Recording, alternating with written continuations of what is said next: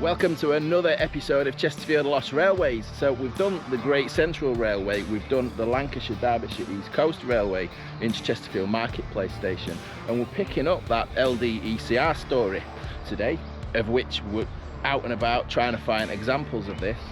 Welcome to Paul, he's joined me again today.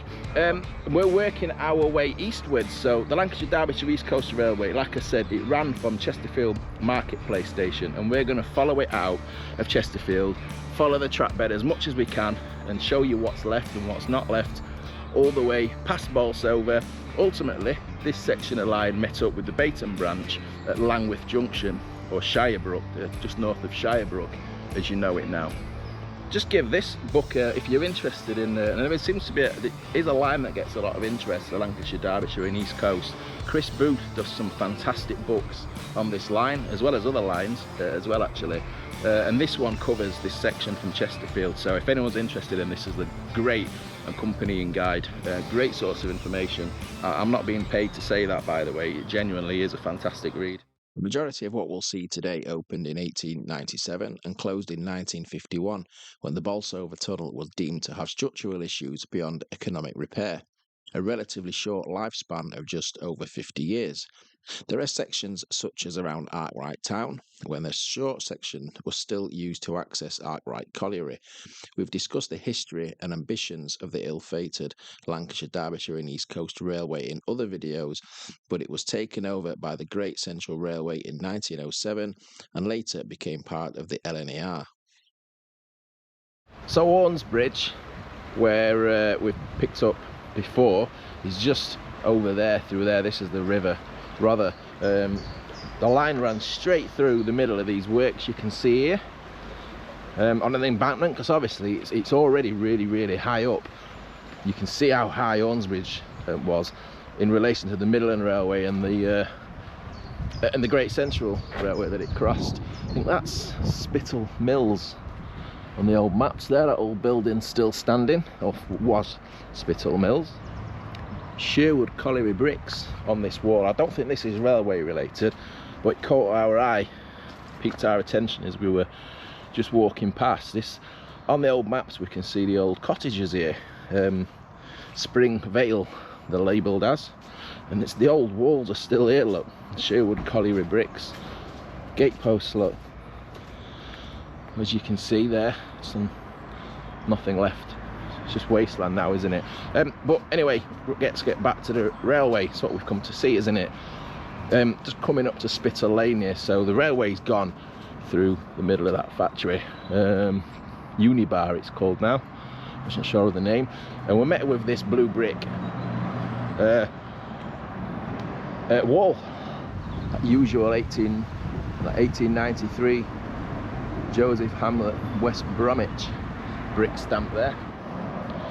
Look, the supporting wall. The railway embankment ran just above here. Follow this wall, and the railway went across. This is Spital Lane, and quite a high embankment. It's across the road. It's very difficult to see because of the thickness of the vegetation, even in March. But that is a high earth banking up there, so this is going to be, we're going to be right underneath where the railway swung across.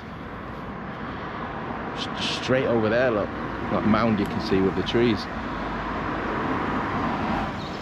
So that's a good shot, isn't it? Right at the point where the line swung across Spital Lane onto the embankment there. That's heading in towards Chesterfield, and then the embankment just abruptly stops.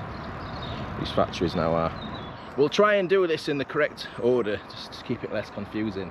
We were stood just a distance up there, down towards Chesterfield, weren't we? Spital Lane. Now, if I just show you there, we can see we can't get on any of the railway course that way, but we can see here, look, the other side of this fence, we've got this greenery, this clearing area, but we can follow the line of the track bed for some distance in this direction. And what we're going to see is it fluctuate between cuttings and embankments. We can see the cutting walls getting deeper and more severe here, look.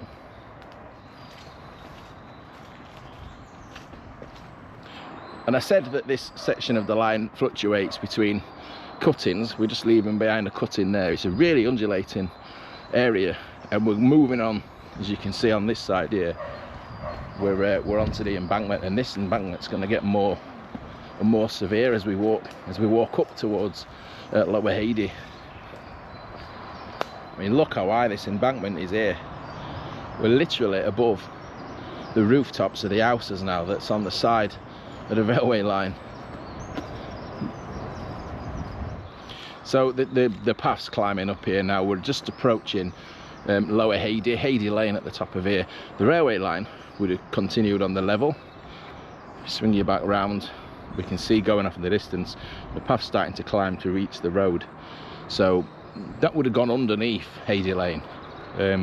I think it would have been quite a high bridge, that. I've not seen any photographs of it, but the amount that this path climbs up to the level of the road would suggest it's quite a difference between the line of the track bed and the road. So after we've climbed up that, we're on top of the infilled cutting here, just on the approach to where the bridge would have been. So all this is all the infill down the centre here, and that's the road. That's Hady Lane just in front. So here's Hady Lane. So this would have been the bridge originally. It was going off just behind my blue car there. Yeah, this is where the bridge would have been. And this is the other side of Hady Lane now.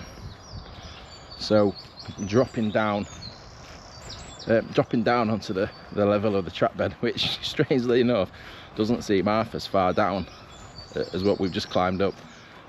Just after rejoining what looks, I would say, to be the level of the track bed, we're coming onto the top of an embankment again. So I didn't realise the different levels and hills around here were so severe, to be honest. I think this is round here, if it's this embankment or a stretch just a little bit further on, is referred to as Dingle Bank, and we're going to be coming to Dingle Lane in a few minutes. So in terms of walking on the track bed, as you can see, this is where things are taking a little bit of a turn. Can't get any further than this fence by the looks of things. There's a blue brick, one of those curved, looks like the ones that sit on top of the bridges, because we're on top. I think we're just on edge to the side of it. Yeah, that lane Dingle Lane. What went under the bridge. We'll go down and have a look at this bridge anyway, because it's I think it's one of the nicest features on this section of line. Right, so we'll head down the side of the track bed now onto Dingle Lane at the bottom of here. We should get a glimpse here. Here we go, look, is the lovely bridge. This is still, there's not a lot of remains on this line, is there, Paul? But this little bridge still here is, I think it's amazing. A few bricks missing on this side. There is, look, you can see right through into the red bricks underneath. It's a tall bridge, really, really tall bridge. There's the wing wall there, and there it is.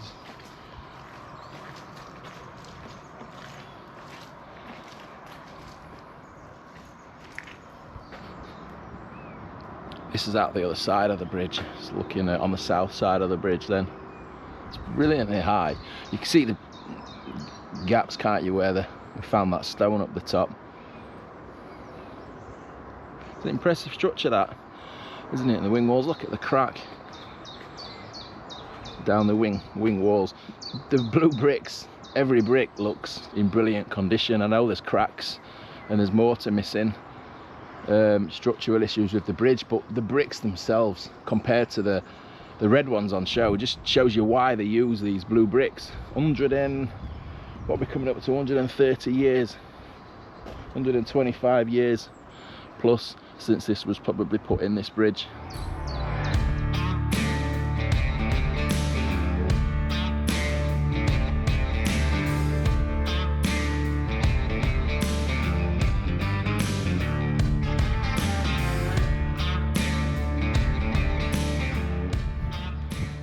So this is Dark Lane. that we're on now, just as this is the next thing to see up the line from that bridge, on Dingle Lane. And look, we've got, again, look, this is the track bed down here again. We've just had the drone up from just by Dingle Lane, and you can barely even make out the course of the railway from above. It's just been returned to fields. This is obviously infilled down here because it went underneath this bridge. And yeah, see the corner of the bridge there, and in the top, these blue bricks. A little bit missing here, look, in the middle and the top. Decorative curved stones on top that you see everywhere. Can you see the other end of the bridge? It's quite a long one. It looks like it was quite a cutting. I would have thought. Here's the end. Yeah, it's well consumed by ivy. Under there somewhere, that pigeon's just done a protest. That's landed about 3 feet from me, thankfully. So yeah, it's under there, the other end of the bridge. And this is the other side of the bridge. I don't think there's anything left this side, is there? No. But yeah, so that's the track bed going off down there. You can't really see it from here, but there was a junction here. Some of the remains of the bridge on this side. Looks like it, doesn't it? I mean, that looks like lines it's up. It's lines up perfectly with the end on that side, doesn't it? If I just try and bring you out, I'm a little bit hampered by this edge over here, but if I just can see the other side of the bridge, see if I can see through to where that line branched off. I don't think we're going to get a good view from up here, to be honest. And also as well, just in front, that I can't presently show you, was the entrance to the Duckmanton tunnel. So I was just saying, wasn't I, about the line that forked off to the right. And look, this, you can see this green area is the alignment. I don't know if it was a cutting or a bridge here, I'm not sure, but it's or if it crossed the level. To be honest, I've not looked up that fact before coming, but yeah, you can see the other line is just through that clearing, going straight that way. So yeah, that track went up there, and this was a branch line, long, like I say, long closed. On the early maps it's closed. And oh yeah, blue brick. So was it a bridge? Was there some structure here? What is this? What do you think? So Calow Colliery, that, right, I'm getting this, some this is going on you, that Calow or Calow. Calow, right, that's fine. Right, we boxed that off. Calow Colliery was just on the left up here, I think, wasn't it? And then it went up to what was all the colliery called? Bondsmain Colliery. And I think it joined on to the Chesterfield Loop as well, this branch.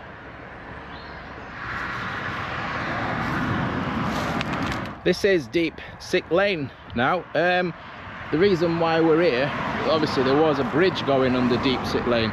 And you see down there, that's a cutting. That is a seriously deep, again, cutting here. We're so high, aren't we, above the road here. Access to Duckmanton Tunnel is a bit of a spiky subject, as you can see. Access by permit only. Sign there, no authorised access. I don't want to be going on there and filming myself doing things we're not supposed to, but looking down the bottom there, you're not walking in there anyway, so that's irrelevant. But we would like to get, if we can, a look at the east portal of Duckmanton Tunnel, or what you can see of Duckmanton Tunnel. Wow, look how far down, look how deep that is down there.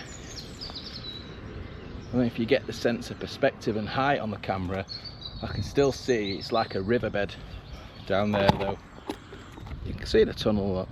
You see it, I can see the top of it in the distance coming into view. But I just wanted to show you again just the severity of this cutting. This has to be one of the deepest cuttings I've seen in a long time. But yeah, there's ducks down there. It's a special scientific site of interest. That's why you can only go down by a permit. They're not going to let people just go down just to have a look at the tunnel. I doubt it, which is probably why I never had a response to my request for permission a few years ago. But we're not going down into the bottom of the cutting. We've just shouldered down the side of the embankment, but there's the portal. You can see wing walls both sides. The stones on top, fantastic, still in place. Just consumed now with all the moss. So swing round, you just get an idea of the cutting. Nature's took it off. Took it over now, hasn't it? We're not hanging around. We're not going to be treading anything else. I feel a little bit uneasy just getting down to this bit. You look, you see the top of the arch just there, and the grille in the middle as well. It's the ornateness. Blue brick, wing walls, and then on the track bed down there. So obviously they've infilled it to a point, haven't they? So yeah, Duckmanton Tunnel, fantastic. We're back at Deep-Sick Lane Bridge now. Again, this side here is another, I mean, look at that, that's a huge cutting again, isn't it? Look, we get a great view from there. It's the same thing, it's not as full of that one, but it's permission only. David Blower has some excellent photos on his Flickr page. This one is taken from above the tunnel portal looking towards Deep-Sick Lane Bridge. The tunnel was infilled with colliery waste that was carried down the cutting on a conveyor belt. Interesting to see the cutting with less vegetation. Great photo, David. So yeah, the bridge is down there, it's so deep. I wonder what sort of, I've not seen a photo of this bridge. I wonder what sort of bridge this was on here. Right, anyway, let's get up to the next point of interest, shall we? This is our good friend, the Great Central Railway that we're stood on here, just to the south of the bridge at Duckmanton. So Sheffield, Kilmarsh, Rennie-Shaw, Staveley in that direction, and up towards Heath, Nottingham. Yeah, so the LDECR went underneath here then.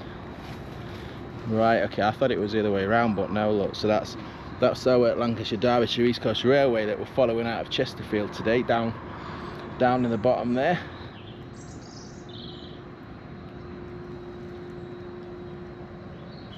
Typical Great Central main line, isn't it, this? But yeah, Great Central, fantastic. Another bit of Great Central that we've seen. Anyway, we're interested in that line down there, so we're going to pick that up further up. Right, so we've just seen that Great Central Bridge over our Lancashire Derbyshire East Coast Railway. There was a line actually just after the bridge that curled off and joined onto this line. In fact, there was a whole host of junctions and link lines. We've covered that, the Great Central, before when I did my video to Duckmanton. I'm going to try and encroach on that. But we also just ventured and saw this bridge. Look, one-sided here. Well, there's nothing coming. I remember when I saw this bridge before, the poor state of repair it's in. The holes, see straight through there. Proper erosion. Yeah, you can see where they've the state of that. You can see where at some stage they put a repair panel on, is it that? A bit at the bottom there. But if we look over the other side, look, it's just infilled again. So if I just show you quickly on the National Library of Scotland maps where we are, we're right on the entrance here to the station. Just be brave while nothing's coming in this road. That's the little road down. We can see this on the map.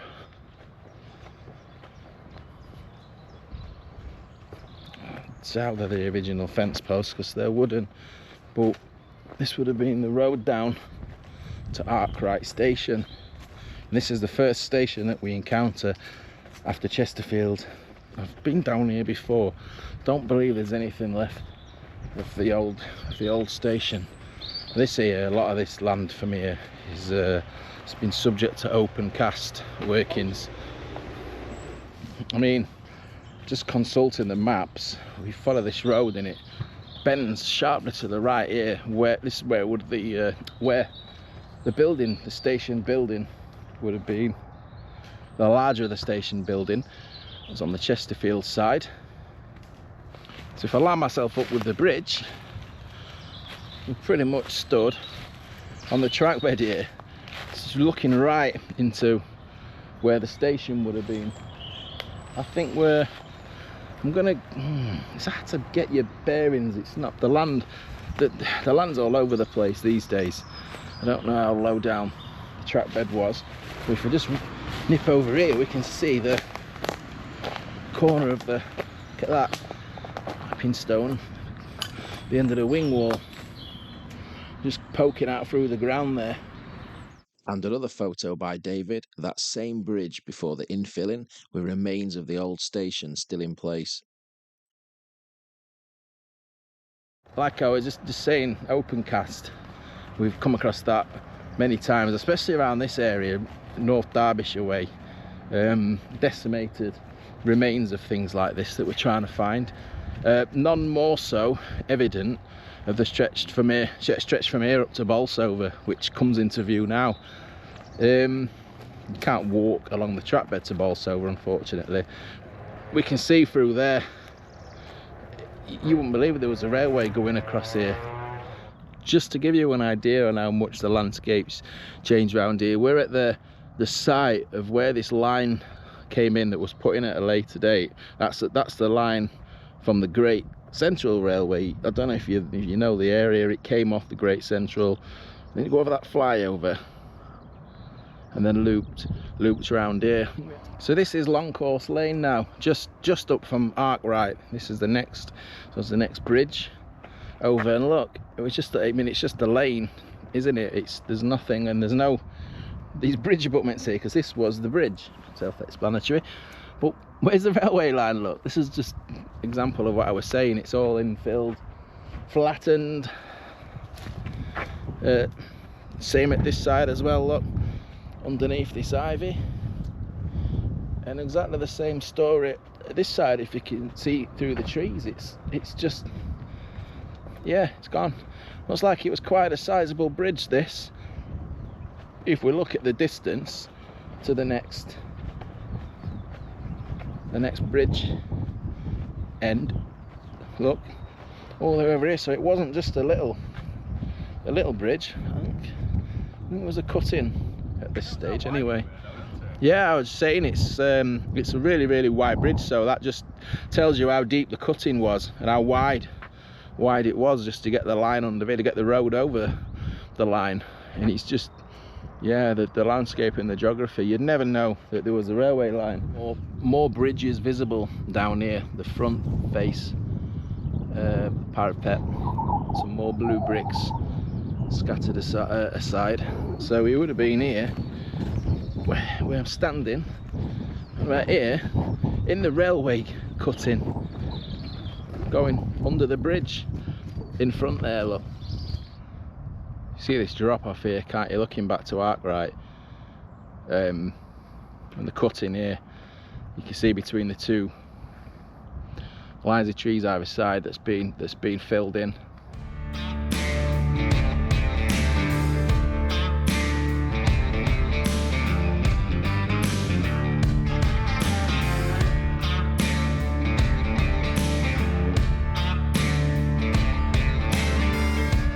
Right, so we've navigated our way across the M1 motorway. Like the Lancashire and Derbyshire Bayton branch, just a couple of miles north of here, it closed before the M1 was built, so there's nothing of the railway crossing the M1. You just have to kind of imagine that there'd be a bridge under there, but there's nothing, as you'll see from the drone shots. Markham Junction, I think it's called. I have to look that up. Markham Junction is just beyond the cusp of that hill. It was a line that branched off to the right, that joined up with the Doley branch, so from Seymour. So it's opening out here, because there were some sidings, there were more than two lines here, but it was pretty much here at on the summit. We're level, we're kind of more or less level Yeah, and then Embankment. going in that direction, we can see that he's dropping down, but the railway line stayed on an embankment. We thought it was a cutting, but it's not. It's an embankment. So we did have a signal post here. It looks like it was in the middle somewhere though, but we did have a tank. Quite a few sidings actually. Looking at this, there was at one time there was 1, 2, 3, 4, 5, 6, 7, 8, 9. There was at least 10 or 11 tracks wide here. Never, no way. It's never wide enough. I never realised there was that sidings to that degree. So yeah, I mean, we've got some brickwork just on the side, and you see through the branches and things there, and there's quite a bit of concrete around here. We're wondering here, this little plateau, if this is where that tank, little water tank that's listed on the maps. But look at this, just by where we're suspecting is that water tank. We've got this bit of land that's sticking out here, comes in, it's almost it's been cut away there. There's a siding on the map that just comes alongside of the water tank. We're wondering if that's related to that. And looking back to Markham Junction where we've just been, and you can see it drops down here, but the embankment carried on over towards the viaduct, and we'll see in a minute when we walk past that embankment how high it is. So look at this can't really see it today. That's a culvert underneath the railway line, which is way up there. Hello, Mr. Squirrel, you alright? Oh, it's coming over. What a skill. I used to be able to do that. A bit more nimble. Yeah, that's just, is it blocked? The water's just not moving. I mean, there's notice boards here right on top of the railway embankment, or the viaduct was. No mention of the railway. It's not even shown on this map. We're going up to the station up there. So Doley Viaduct was standing right underneath now where the viaduct would have gone. It was blown up. I'll show you the story. I think there's some newspaper cuttings. Blown up by the army eventually, but yeah, it crossed here. This, what we're on here, down here, is Old Midland Railway, the Doley line, Staveley or Chesterfield, the Stockley Trail, down to Mansfield.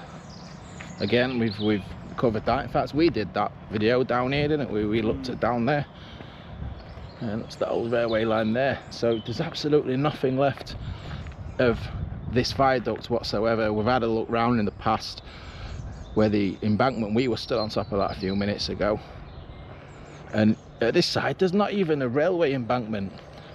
When you think of how big that embankment is that we've just come off, and it's just mind-blowing how they can erase something that big. So we're finishing today at the site of the old Bolsover station, Bolsover, Lancashire, Derbyshire East Coast station. It's coming, looking back where we've just walked, and this would have been the track bed just approaching us here. I thought this was a bridge. I honestly thought that this was a bridge. The station's just where track bed, just where that house is, and the station the other side. But we've got a plaque here: Carvale level crossing disasters. It's about Christmas Eve 1910, a disaster occurred on the site of the old level crossing. Oh, that's a shame, isn't it, that? And that's built, this is built with old railway sleepers, look, isn't it? So yeah, nothing to show you whatsoever here. Nothing left of the old station. Located in the neighbourhood of Carvale, the station was renamed from Bolsover to Bolsover South in 1950, a year before its closure. By the side of the station was a jam factory, served by one of the sidings. The level crossing, where we've just been reading about the tragedy, was one of only 2 level crossings on the line. The other we saw at Skellingthorpe near Lincoln. Cheers, Paul. Thanks for your company today. Always a pleasure. So that's it. We'll sign off there. Hope you've enjoyed it. We'll have to sort out doing the next section up to Langwick Junction at some stage, see what's on there. So as always, cheers for watching. See you soon.